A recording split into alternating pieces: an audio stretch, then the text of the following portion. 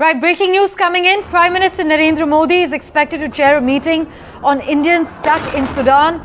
Sources have informed us that the Prime Minister will chair a high-level meeting to review the ongoing situation relating to Indians currently in Sudan. Let's go across to my colleague Megha, who's tracking all the latest developments for us. Megha, what details can you share with us?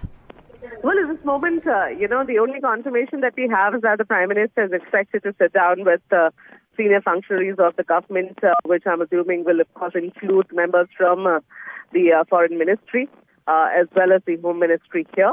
Of course, the officers of the Prime Minister's office. Here, of course, is a situation that, our country has been dealing with, the government's been dealing with from the time the violence began in South Sudan. And if you remember, there have been, politicians who have now been raising questions and asking questions of the government about the safety, whereabouts, etc., of the Indians trapped in that part of the region, and also how the government plans to get them back. Because, from whatever we've been able to understand, it is, the security of all of these is of prime importance, and it is not very safe to move them from where they are.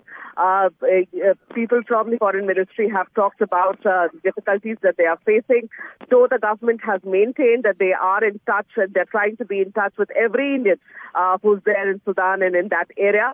And of course, being in constant touch, the communication lines are open and they're trying to help in whatever manner they can.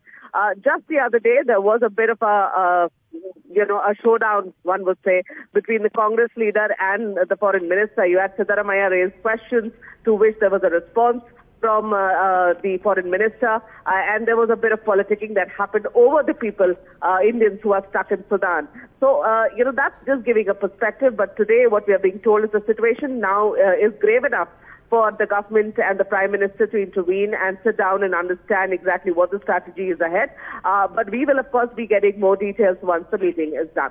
Megha, as always, thank you so much for joining us with the breaking news details. As you know, India is coordinating closely with several countries to ensure the safety and security of about 5,000 of our nationals in the country. The government has asked Indians in Sudan, as Megha mentioned, not to go to the Indian embassy in the country's capital, Khartoum, where fighting has been raging between forces loyal to Sudan's army chief and his deputy, who commands the paramilitary rapid support forces.